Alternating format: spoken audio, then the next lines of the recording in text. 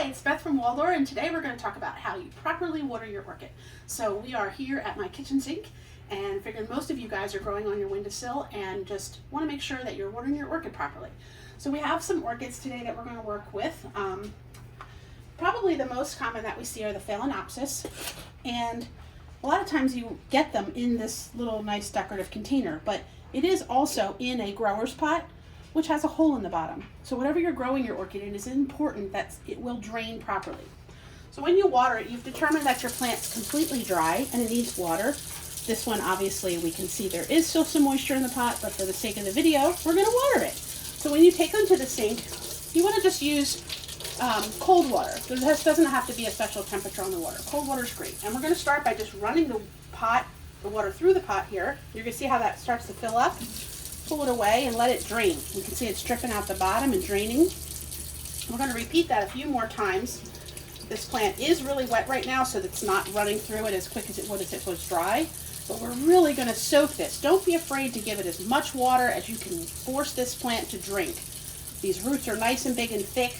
We want to make sure that they're completely hydrated and the plant's watering. So while that's draining, we're going to work on a couple other plants here. So that's going to sit in the sink and drain.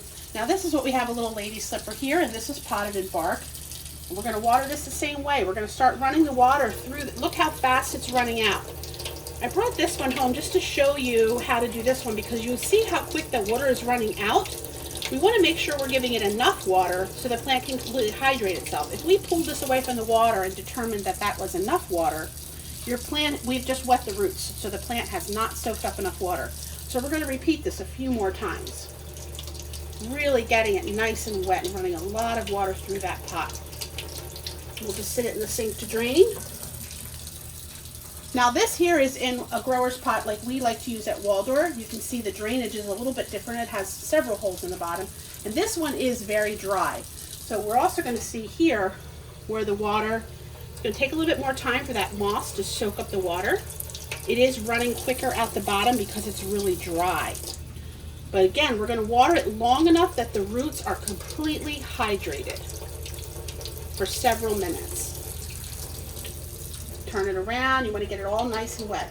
We want to try to avoid too much water in the creases of the leaves, because if the moisture sits in there and the window's really cool, we could start a fungus under there or rotting out the crown. So we do want to try to avoid it. You do, however, want to make sure if your plant has any aerial roots that you're wetting them as well. Now here's a Cattleya orchid. I brought this one to show you as well. While this is getting wet and the water's running through it, look real close at the structure of this plant. It has big fat pseudobulbs. So if we're just wetting the roots, again, those pseudobulbs are not going to be hydrated. So we're wetting the roots long enough for the water to completely hydrate this entire plant, all the way up the pseudobulb, into the leaves, and keeping the flowers fresh while the plant is having flowers on it. Now I'm going to, just real quick, I'm going to reach over here, see if I can grab a little bowl or a dish real quick. I want to show you something else we can do. So in this case, where this plant needs to absorb a lot of water, you can set a dish under it and let some water collect in that dish to cover the holes at the bottom. And we'll actually let the plant sit in here for even up to an hour to make sure that it's completely hydrated before we put it back on the windowsill. Now I have a couple more examples here. We're going to let that one sit. I have one that's in moss and a clay pot. Now the clay pot's nice to grow in as far as its looks, but it is a porous pot. So it will absorb water and take water away from the plant. So when we're watering this, again, we're making sure we're getting it really wet, because that pot is going to also absorb some of the water and take it away from the plant. So we can see, look how this is running in here, and the moss still isn't quite wet yet. So we're letting it get really wet. Again, running out the bottom. So that we're going to still run water through and get it wet.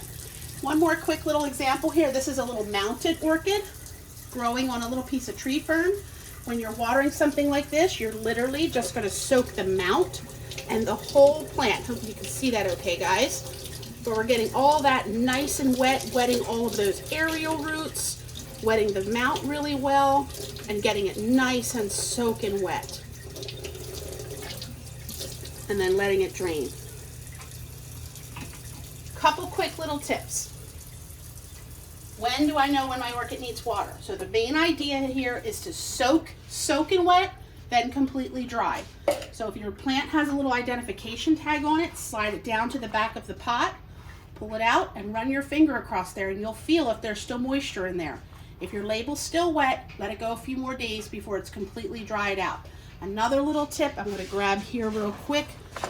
I have a skewer, like a wooden skewer, that'll work the same way.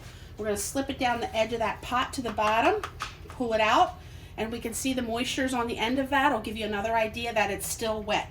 Your orchids want to be soaking wet, completely dry. So the general rule is once a week you're going to check them. If you seem like they're still wet, let them go a few more days. Signing off, happy growing. I'll see you in the next video.